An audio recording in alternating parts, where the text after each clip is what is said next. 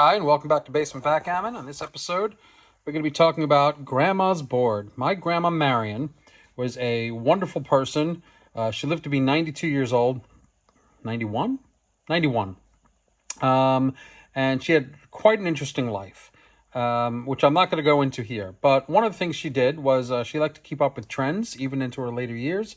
And in the 70s, when backgammon became a big thing, she bought a backgammon board. But she didn't just buy any backgammon board. She bought a backgammon board with this really cool embossed leather picture on it. So this is a vinyl board. It's got a piece of leather that is inset into it. And these were, I wouldn't say relatively common. You can find them. They're not like that uncommon. But the ones with the pattern on them, this is a bunch of birds sitting on a tree, just a little prettier. I believe these were made by H.I.T, if I'm not mistaken, although there's no branding on the board itself. This is a standard H.I.T type of board that we know and love from the 70s. This really fueled the backgammon revolution in the 70s. It's not a great board to play on. I don't play on it. I keep it strictly because it was my grandmother's, and it's one of the few things I have from her. She died a bunch of years ago. Having said that, this does have this really cool panel with this leather on it, which is this leather picture with coloring. It's nice. It's nice to look at. Other than that, it's a very unremarkable 1970s style board. There's nothing on the back. You've got your standard latches from H.I.T, a little vinyl handle, and the bottom hardware is nothing remarkable. Inside, again, very standard. Now, we poo-poo this kind of board quite a bit. But we have to remember that this was the reason that backgammon became popular. This was a very inexpensive board to buy. I don't know how much it cost back in the day, but I bet you no more than $10, $15. And it's got stitched vinyl points, which we know we don't love. Stitched vinyl points, they tend to pop up. The checkers tend to catch in them. The checkers are 1 1/4 checkers. They're made from standard crappy plastic. We've got a standard crappy board and a Dublin cube and a standard crappy dice. So nothing big here. Standard crappy cups. Nothing to speak of here. I mean, this is a $15 board, and this probably is worth $25 to $30 now, all these years later. But as much as we poo-poo this, thousands, millions of people learned on boards just like this.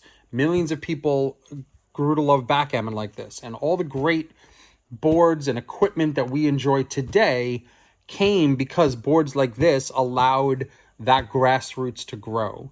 And we have to remember that as backgammon aficionados, we are trying to grow the game through clubs, through tournaments, and that sort of thing. And rather than aim at the very high level, for people who already know and love the game, there's nothing wrong with that. There needs to be also inexpensive equipment for people at the lower levels to learn on and start to love the game, so they can then look towards the more expensive equipment eventually as they grow more fond of the game and they want to up their quotient in terms of what they play with. I will show you.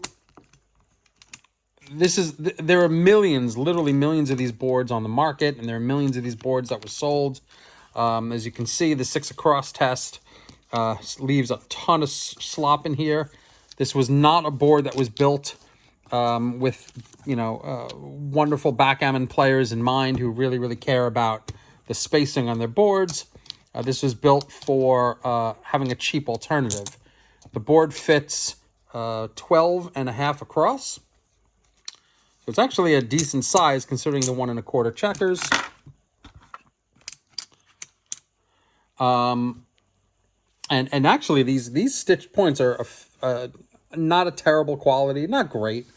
There's some indication that these boards may have been made in Korea.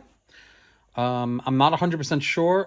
There's someone out there, I think it's Michael, online who knows more about the H.I.T boards and where they were made, assuming that this is an H.I.T board. The felt is a cheap fabric. It's got a little bit of a corduroy pattern. You can see the lines in there, but you don't really feel it. It's pretty smooth. So it's not that bad. It's lined with the same pattern here, lined on all the bumpers. This is very much a 1970s board. Everything about it screams 1970s. And, you know, again, nothing to write home about. I only keep it for memory's sake from my grandmother, who was a wonderful woman who taught me poker, taught me backgammon, taught me all sorts of games. And that's the reason I keep it around. But this also represents a watershed in backgammon acceptance all across the world. And there are plenty of pictures of big name celebrities playing on boards just like these back in the 70s, because this was the most common board of the era. Later boards that were very high end, your Chris Lloyd's, your I don't even know what was around high end boards of that at that time period. I'm not even sure how many high end boards existed. Your Jay Subotniks, for instance, which were made in the 70s, which was a high end tabletop board. Those boards tended to be fewer and far between and way more expensive.